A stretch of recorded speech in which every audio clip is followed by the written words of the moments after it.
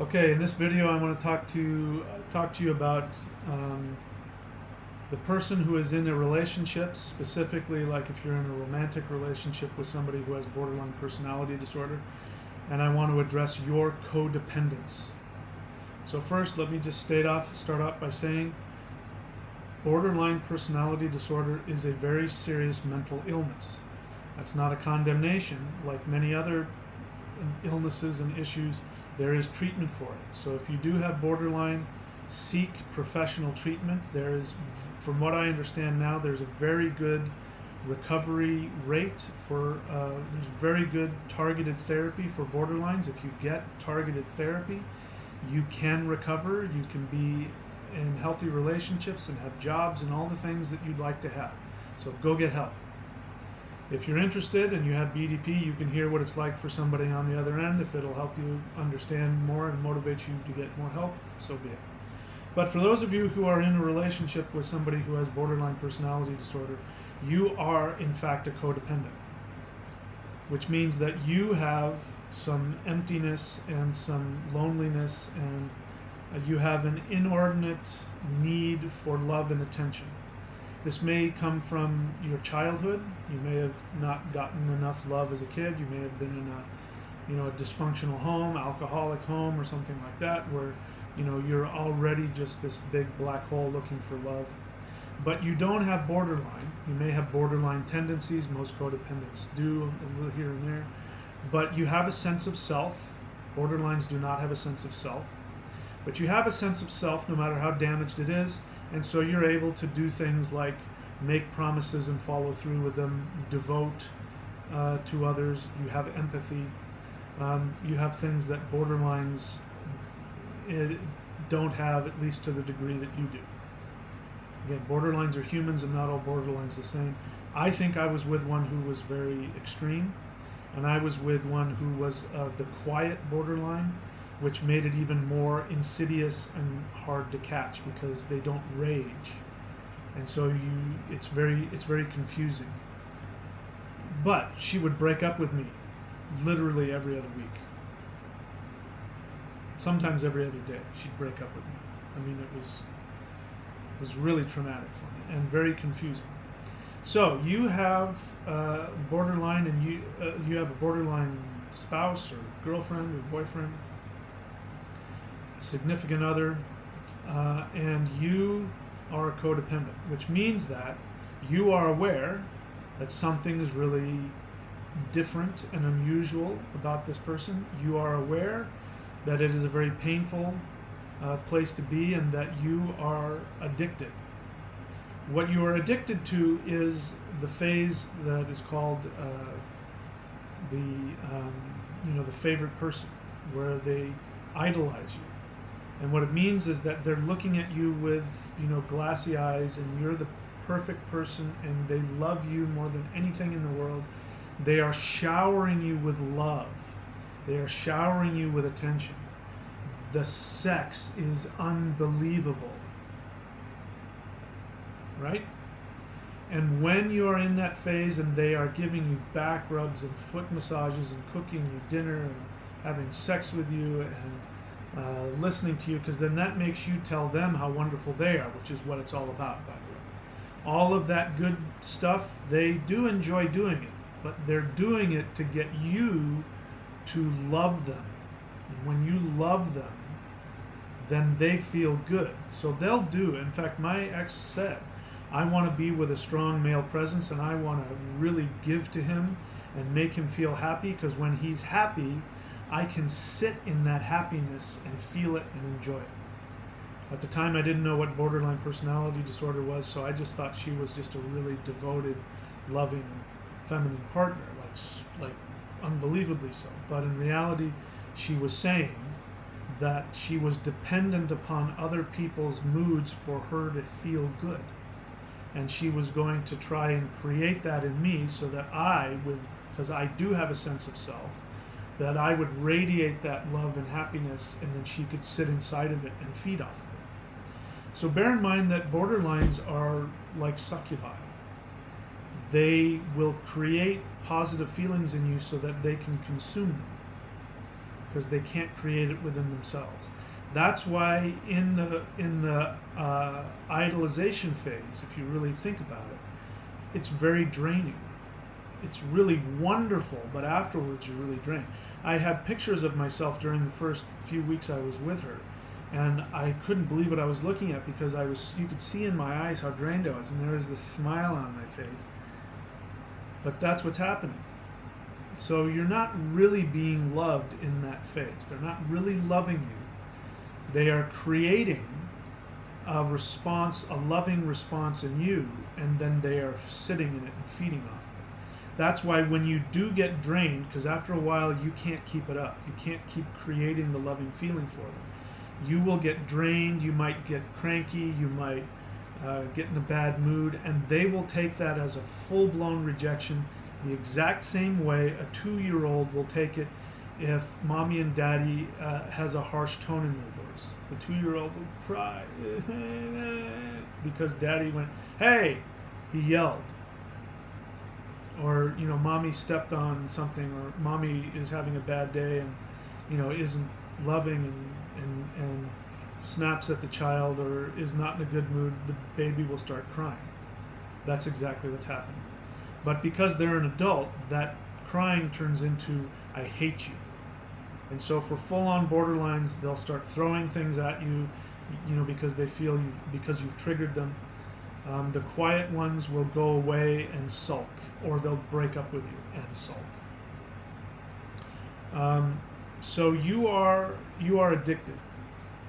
So bear in mind that when things are bad and they're really needy and you are taking care of them, you are not taking care of them 100% out of an unconditional love. You are doing it because you want them back in the phase of adoring you and loving you.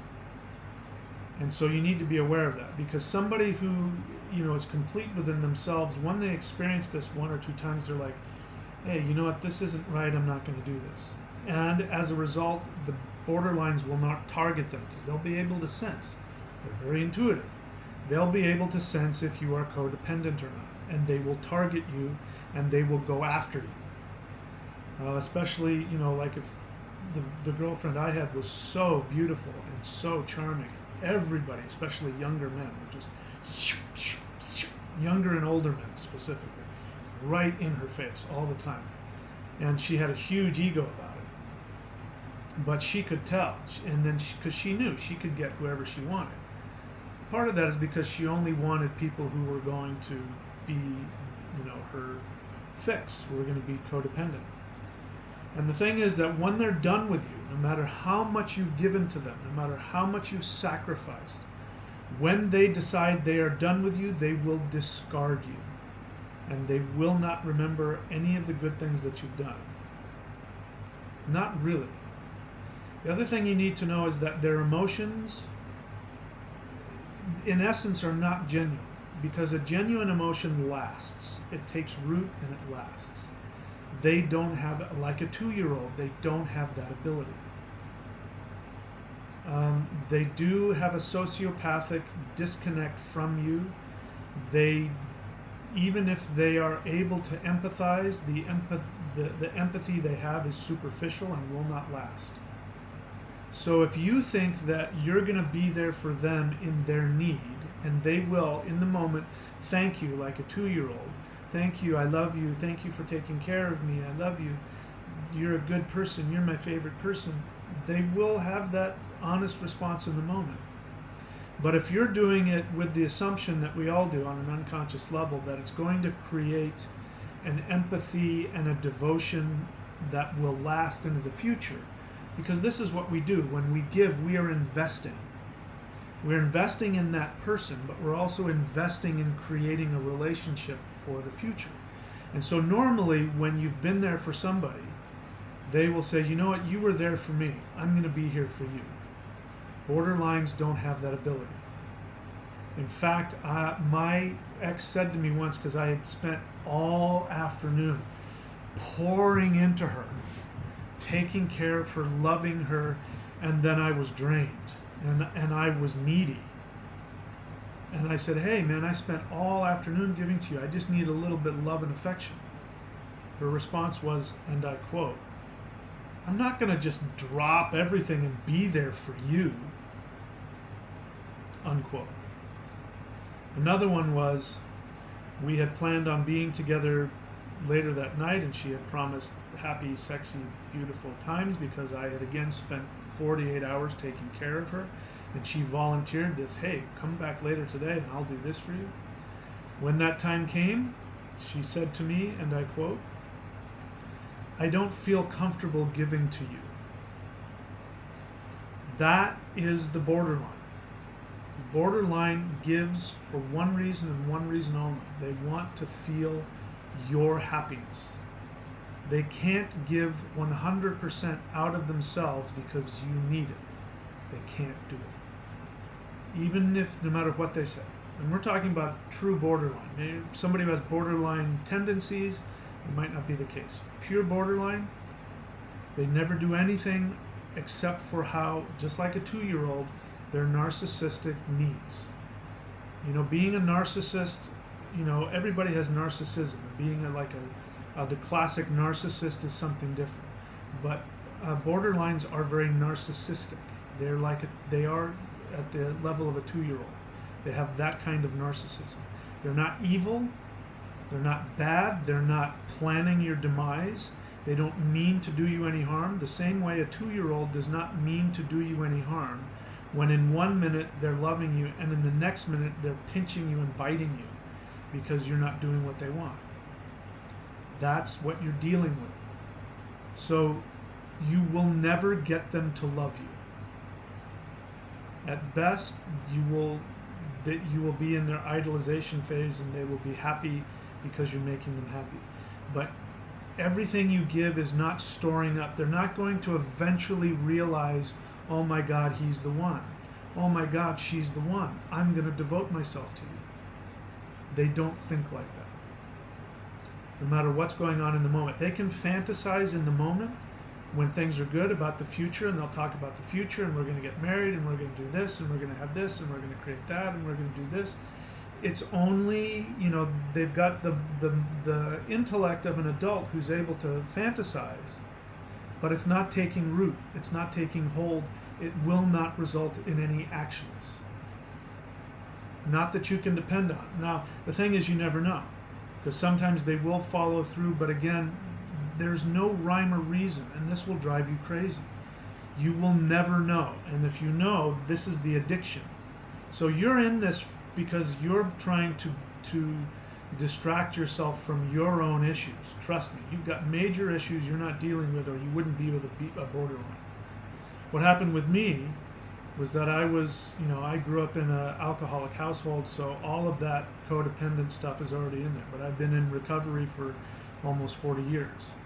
So I've worked through a lot of it. But then what happened is I met the love of my life, who really was the perfect person, who really did love me and had the most amazing love connection with her.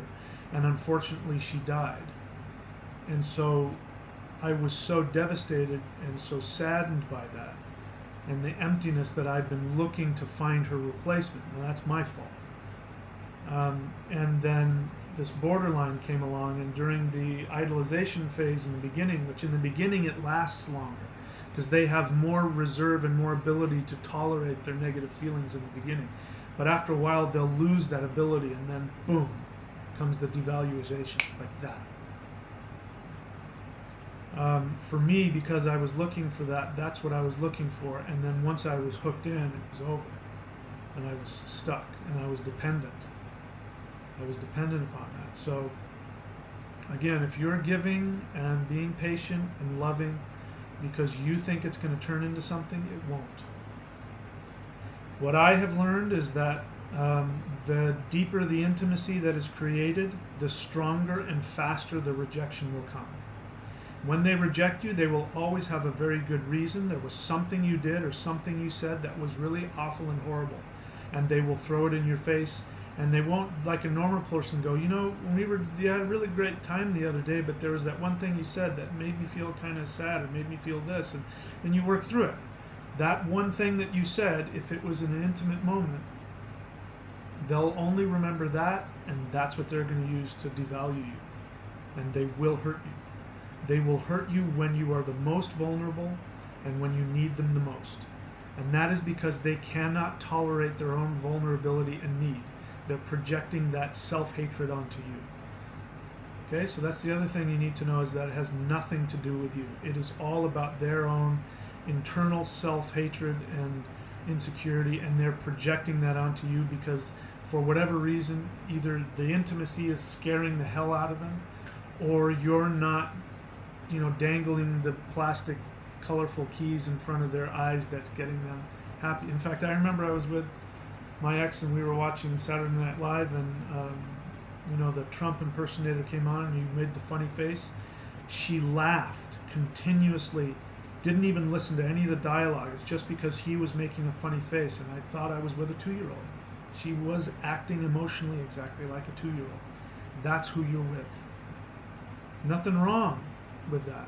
They're humans. They deserve love and everything, but they cannot give you what you want. They do not have the ability to love you the way you want to be loved. That obsession that someday you'll do just enough, and the accumulation of all the things you've done will get to a point where they will finally turn around and love you. That day will never come unless they're in therapy. And even then I have doubts about that, but I don't know. I've never been with one who's been in therapy. I'm doing these videos because I'm dealing with my own obsession right now. This has come to a finalized end, I hope to God. I have broken off all contact with her. I gave her an ultimatum and told her, that if she wanted me in her life at any level, friendship or otherwise, that she needed to be in targeted therapy with a qualified psychologist, or I was going to have to leave for my own sanity. She fought with me about it at first, and then, acquiesced. And then when we had a deep emotional moment where I was really in need of her help, she was there for me. It was beautiful. She sucked up all the feelings and drank the tears and loved me. And the next day, she broke up with me in the coldest, cruelest way I've ever experienced, and demonized me for things I never said or did or thought. And it was the worst pain I've ever gone through in any relationship in terms of being hurt by somebody else. So, it's over for me. I think she knows she's, created a no-win situation. So I don't think I'll hear from her again. But I blocked all communication. If that changes, I'll let you know. Like if she finds a way to get back to me, I'll let you know. But I don't think she will. But I'm grateful for it because it finally showed me, after I had gone through weeks and weeks and weeks of taking care of this person who was going through serious emotional, psychological issues, and me loving her and feeding her and taking her to the clinic and taking her to the doctor and, just hand to mouth taking care of this person. After all of that, when she finally started feeling better and we had an emotional connection, she attacked me and destroyed the relationship in the coldest, cruelest way possible. Okay, so next time I'm going to talk about that. I'm going to talk about the sociopathic lack of empathy. You need to hear this.